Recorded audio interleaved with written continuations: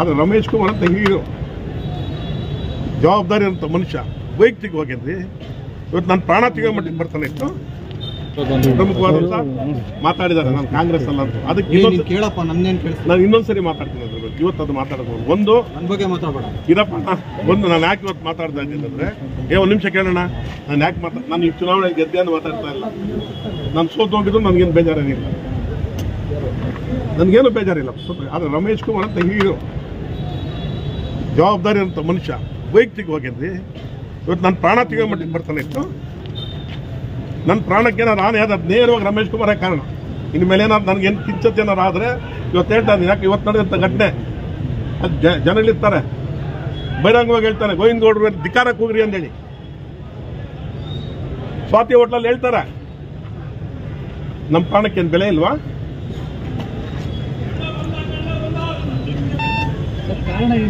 ಯಾವ ವಿಚಾರ ನನಗೆ ಅದೆಲ್ಲ ನಾನು ಹೇಳ್ತಾ ಇಲ್ಲ ಸರ್. ನಾನು ಅವ್ರ ಬಗ್ಗೆ ಇವತ್ತು ಏನೇನು ನಡೆದಿದೆ ಏನೇನು ಹೋಗಿದೆಯೋ ಅದನ್ನು ಸ್ಪಷ್ಟವಾಗಿ ನಿಮ್ಮ ಮುಂದೆ ಹೇಳ್ತಾ ಇರೋದು. ಅಲ್ಲ, ಕಳೆದ ವಿಧಾನಸಭೆ ಚುನಾವಣೆ ಅವ್ರು ಸೋಲೋದಕ್ಕೆ ನೀವೊಬ್ರು ಕಾರಣ ಕೇಳಿ ಸರ್. ನಾನು ಅವರಿಗೆ ನಾನು ಹೇಳ್ತಾ ಇದ್ದೀನಲ್ಲ, ನನ್ನ ಮನೆ ನನ್ನ ಸಾಯಿಬಾಬಾ ಭಕ್ತ.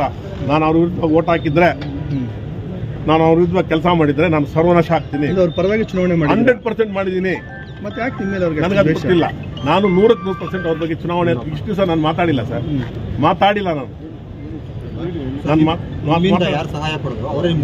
ಹೇಳೋದು ಕೇಳಿ ಸರ್. ಅದೆಲ್ಲ ವೈಟ್ ನ್ಯಾಚುರಲ್ ಆಗಿರೋಂಥದ್ದು. ನಾನು ಅದ್ರ ಬಗ್ಗೆ ಏನು ಮಾತಾಡ್ಬೋದು. ನನಗೆ ಇವತ್ತು ಎರಡೇ ವಿಚಾರ. ಲೋಕಾಯುಕ್ತವ್ರು ನಮ್ಮ ಮನೆಗೆ ರೈಡ್ ಮಾಡ್ತಾರೆ. ನನಗೆ ಅದಕ್ಕೆ ಆಕ್ಷೇಪಣೆ ಇಲ್ಲ, ಮಾಡಲಿ. ಅಂಥ ಸಂದರ್ಭದಲ್ಲಿ ಗೌರವಾನ್ವಿತ ರಮೇಶ್ ಕುಮಾರ್ ಅತ್ಯಂತ ಈ ರಾಜ್ಯದ ಮೇಧಾವಿ ರಾಜಕಾರಣಿ ಒಬ್ಬ 10-12 ಸರಿ ಫೋನ್ ಮಾಡೋದು ಅವಶ್ಯಕತೆ ಇದೆಯಾ? ನಮ್ಮ ಮನೆಯಲ್ಲೇ ಇದ್ದಾರೆ. RM ಗೋಲ್ಡನ್ ಸಿಟಿ ಚೆನ್ನಾಗಿ ಗೊತ್ತಿದೆ ಅವ್ರು. ಗೊತ್ತಿಲ್ಲದೆ ಏನಿಲ್ಲ. RM ಗೋಲ್ಡನ್ ಸಿಟಿ ಆ ಮನೆ ಬೆಂಡ್ಯಾಗಿ ಬಂದಿದ್ದಾರೆ ಸರ್. ನಾನು 106 ಸರಿ ನಮ್ಮ ತಂದೆಗೆ ಎತ್ಕೊಂಡು ಊಟ ಎತ್ಕೊಂಡು ಕೊಟ್ಟಿದ್ದೀನಿ ಅವ್ರು. ಹೇಳಿ 106 ಸರಿ ನಮ್ಮ ಗೆಸ್ಟ್ ಹೌಸಲ್ಲಿ ಊಟ ಮಾಡಿದ್ದಾರೆ. ನಾನು ಯಾವತ್ತಿಲ್ಲ ಅಂತ ಹೇಳ್ತಾರೆ. ಅದೆಲ್ಲ ಪ್ರೀತಿ ಪಾತ್ರ ಮಾಡೋಂಥದ್ದು. ಅದು ಅವ್ರಿಗೆ ಜ್ಞಾಪಕ ಬರಲ್ಲ. SN ಸಿಟಿ ಇರ್ತಾರೆ. ಅವ್ರು ನಮ್ಮ ಮನೆಯವ್ರು ಹೇಳ್ತಾರೆ ಇಲ್ಲಪ್ಪ RM ಗೋಲ್ಡನ್ ಸಿಟಿ ಅಲ್ಲೂ ಹೋಗಿ ಚೆಕ್ ಮಾಡೋಗಿ ಅಂತ ಹೇಳ್ತಾರೆ.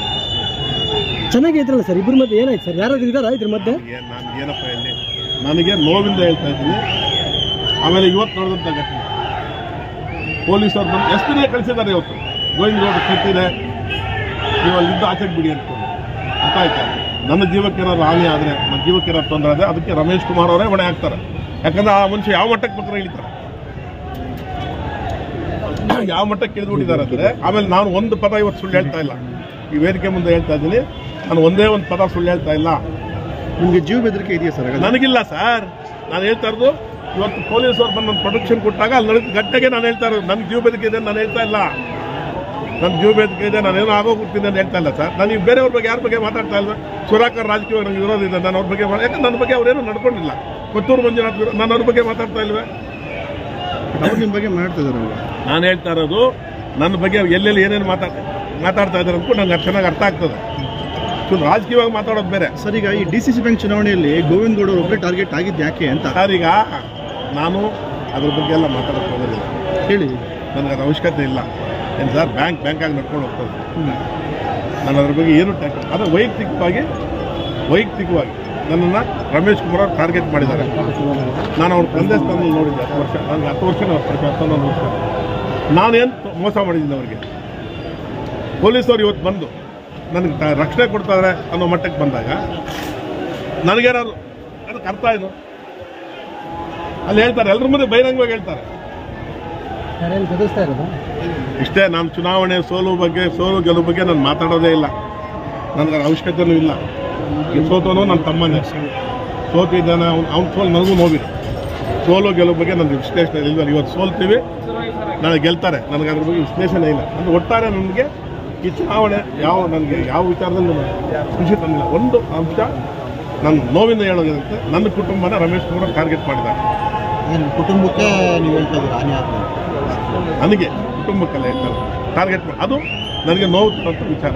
ಸರ್, ಈಗ ನಾವು ಕಾಂಗ್ರೆಸ್ ಪಕ್ಷದವರೇ ಅಲ್ಲ ಅಂತಂದ್ಬಿಟ್ಟು ಶಾಸಕರು ಅದು ಬೇರೆ ತಂದು